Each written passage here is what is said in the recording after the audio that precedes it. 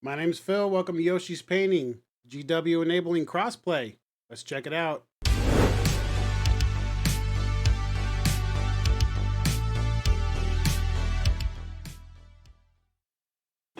So here we go.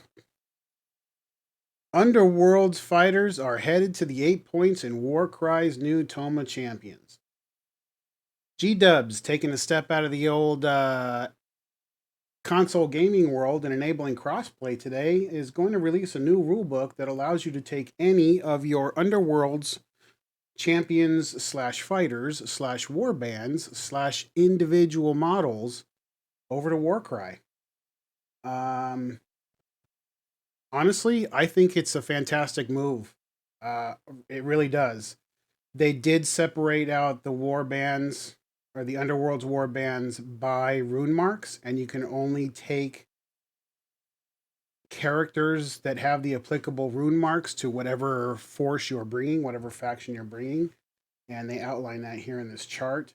But I think it's a smart move. I mean, with the way Underworlds and season play works, some of those old models may just stop getting utilized because the meta changes in the game and whatnot.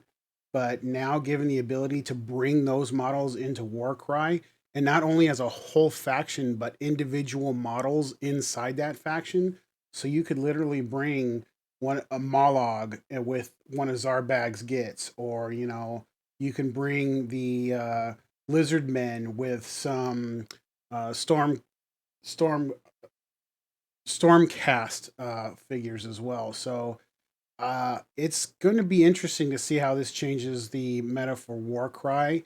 Also, this not only does this enable crossplay, and I'm going to keep saying that because it just reminds me of that whatsoever. It's like bringing PlayStation and Xbox people to the same game universe. I mean, just brilliant. But I think you're going to see. I mean, honestly, this is GW's efforts to grow both game systems, right? Because now, given the fact that you've just increased Warcry's armies by what 35 different war bands now, 32 war bands, you're going to see a lot of things change. It's going to change the meta. You're going to see a resurgence in interest in the game now that you're not stuck with, however many factions were in Warcry originally. And at the same token, I have to wonder if at some point they might enable you to bring the Warcry models over to Underworlds. Whether that's just printing card decks that allow you to do that, or like a little expansion pack that gives you all of the Warcry's warbands in Underworld stats, one universal like upgrade card pack or something along those lines. It'd be interesting to see if it goes both directions.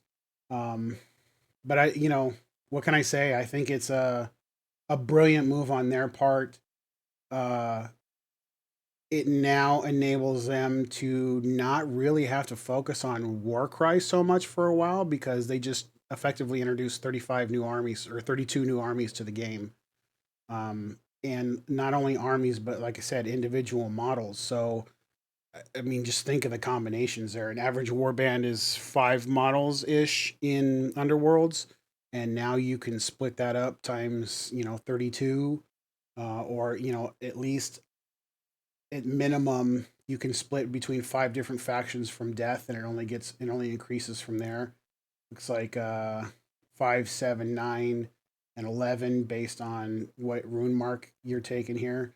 So, and that's not including uh the existing Warcry factions to boot. So, um I think it's like I said, I mean I hate to keep harping on it, but I think it's a brilliant move. And I just got into Underworlds, not necessarily because of the game, although after watching MS Paint's video, I'm really excited to try it and I want to try it, but more for the models. It's a small model count. The models are absolutely fantastic designs. Right now, I'm in the middle of painting Morgraph's Blade Coven.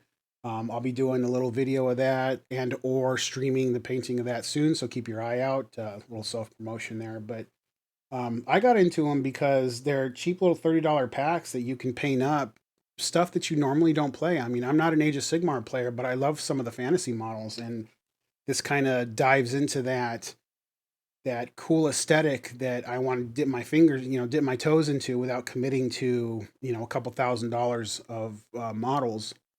So now that stretches from not only one game system to two, um, I think that's really, really cool. Again, this isn't something they're just going to publish. You're going to have to buy the tome. It's going to be a book that you buy that'll have all the stuff you need in there. But yeah, again, smart move on their part. Just breaks the doors down on Warcry and what you can do with Warcry now. And on the opposite end of it, now you go from a board game style game using these factions and underworlds to now you're getting more into the measuring distances and more of the AOS style gameplay in Warcry. So, you go from almost one gateway game to another gateway game to, something more derived to the core system, which, is obviously Age of Sigmar here when in regards to Warcry. So, smart move on their part. We'll see how that deals with the developments in Underworlds going forward. If now all Underworlds armies will come with extra cards or extra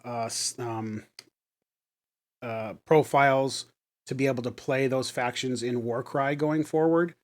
For anything new that isn't out yet, I know the new season of Underworlds just launched, so it'll be interesting to see which direction that goes as far as new factions for Underworlds for the new season, and just overall development of Warcry.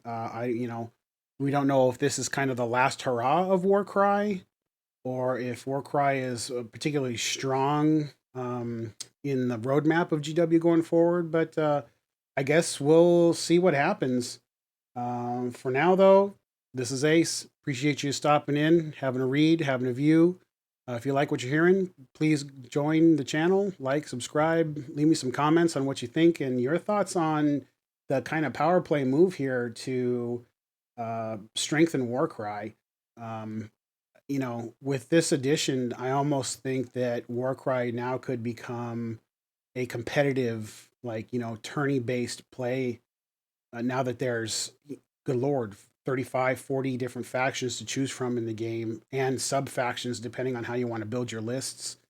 I think it potentially becomes a strong contender for, to have a genuine tournament scene, that you could potentially see at Adepticon or some of these other, LVO, having Warcry tournaments on top of the normal AOS and 40K and whatnot. So we'll see how it goes.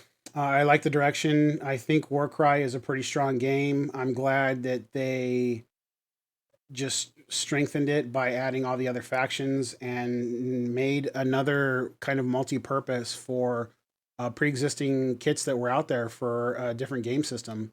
Good on you, G-dubs, and let's keep it going.